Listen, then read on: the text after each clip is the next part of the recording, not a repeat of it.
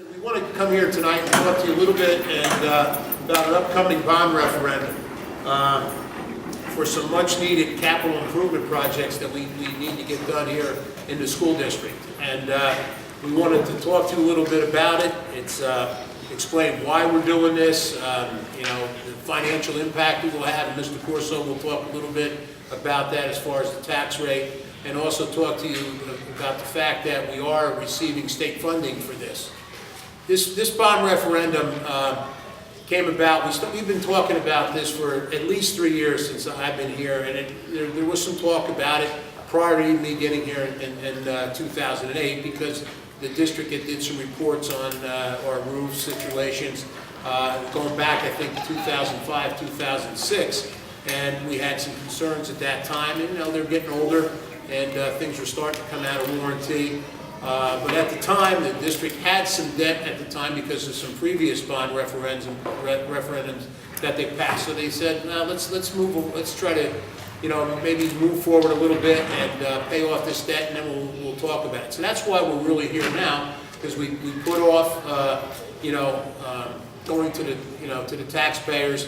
And one of the other key reasons we put it off, because the state several years ago, when Governor Christie came in, stopped all funding for capital projects, meaning that he was not providing any money for grants or any money for debt service aid, which I'll talk to you about in a little bit and explain what debt service aid is all about. But there was no money to help us offset these projects. So if we went out on them and proposed them to the voters and to the taxpayers, we'd have to pick up the full cost, meaning taxpayers in Point Pleasant here. Just recently, back in late May, early June, Governor announced that there would be funding available for projects that fit the health and safety type issues. And people are saying, well, it's an election year, and now all of a sudden the money's there. Well, that might be the case, but I'm not worried about that right now. It's there for us to take advantage of.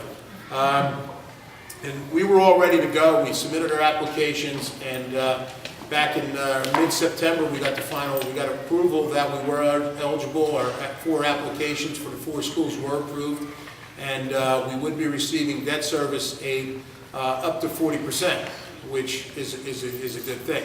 The one catch of all this is that we have to pass the bond referendum that we're proposing on December 10th in order to get that money. So that's obviously why we're here tonight, to talk to you a little bit about it, how important it is that we take advantage of this, because if you don't pass the referendum, the money's not there.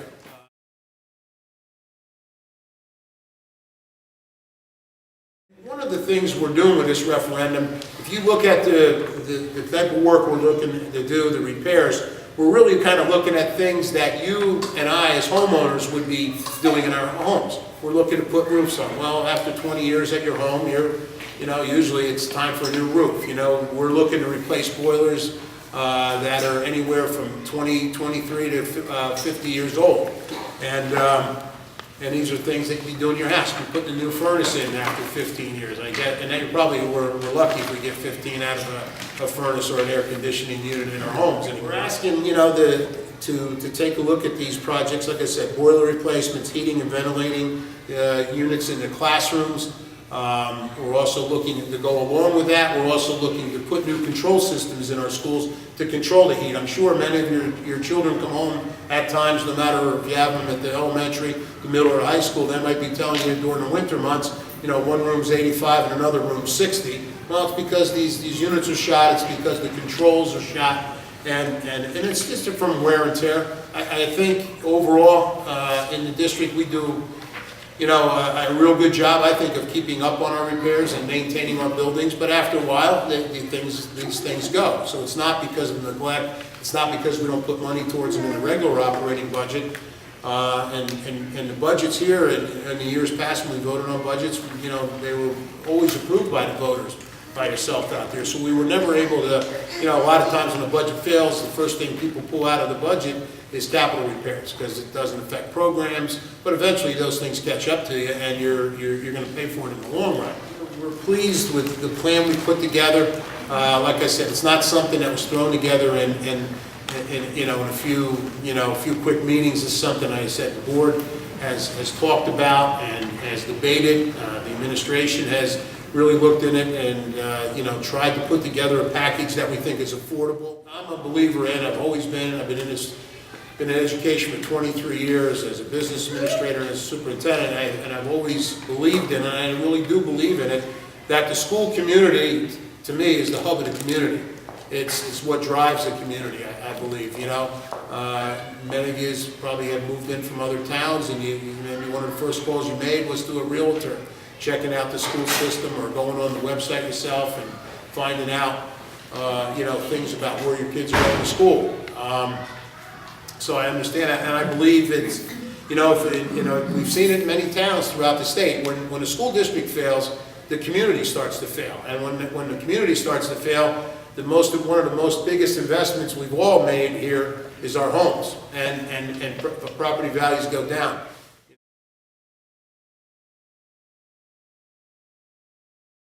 I think the biggest thing about it, we're saying we're finally getting the money to move forward with this, and it's important that we do. I think at this time, because if the funding goes away, it could be after the election year, there's no money left. Now we're back to where we were a few years ago.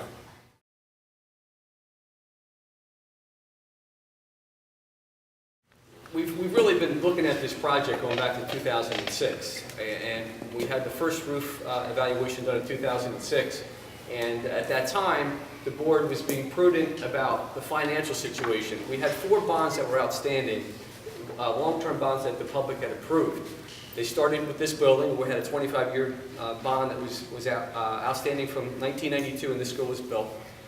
We also had a 1995 school renovation bond, which we did improvements to windows and different things back in 1995. I've been here for 18 years, so I know a little bit about the history of what went on in the 1995 referendum. And in 1998, we added additions. We put additions onto Ocean Road and to Nellie Bennett School. Not big additions here, but at Nellie Bennett, we also put a gym on as well as an addition there in 1998.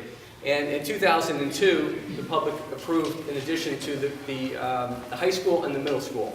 Both of those additions were approved. So in 2006, when we're looking at roofs that were now out of warranty, starting to have issues, having concerns about what might happen if we don't start to address those roofs, the board said, listen, let's wait until we pay off the 1995 bonds, which are a 15-year bond, and then let's revisit the project. And as Mr. Smith said, we did revisit in 2010. We started to look at it again and said, okay, we paid off the 1995 bonds.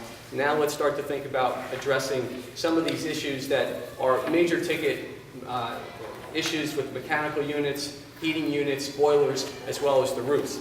The problem was, as Mr. Smith said, that a new governor took over and there was a state fiscal crisis, and he said there's no state aid available for any capital projects for schools. So we began to say, okay, you know, we don't want to go it alone because the state would normally give us 40% for these capital projects.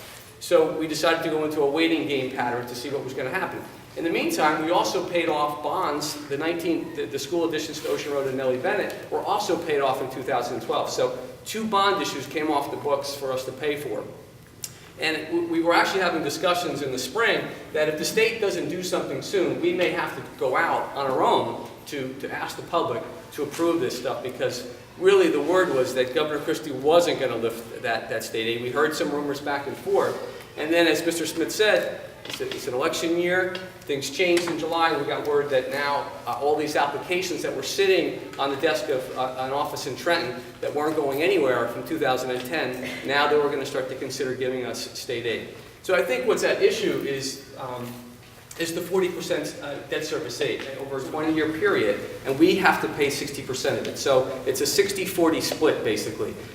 So the fact that this was not there and now it is there, that's why the board said, okay, now it's time to move on it. We wanted to try to take advantage of it. The tax impact for an average home is about $81 a year. Now the good news is we have 2 other bond issues that will come off during this time in which we'll be paying back this bond referendum should it be approved. 2 bonds that are going to be paid off, assuming this is approved, during the course of time that we're paying off the new referendum, is the Ocean Road School, which was a 25-year bond when it was built in 1992. So 25 years. In 2017, that's going to come off the books, and we're going to be done paying that. And then the high school additions, which were done in 2002, were 20-year bonds. So they'll be paid off in 2022. It seems a long way away, but it's still halfway through this 20-year bond that we're asking the public to approve. So that's where we'll start to see some of the numbers coming down. This issues are on an $81 increase to an average taxpayer's home. In 2017, once we finish paying off this school's bonds, it'll drop $50. And then once we pay off the high school additions, you'll see it even drop another $70 or $80. So. One of the things, and most of you know, it's like our mortgages right now, home mortgages right now are pretty much at an all-time low. We're still down there. And the same with the bond market. So if we are successful in December, by the time we go out and sell these bonds, probably could be late January, early February, that they're predicting that we're still going to get some very good rates.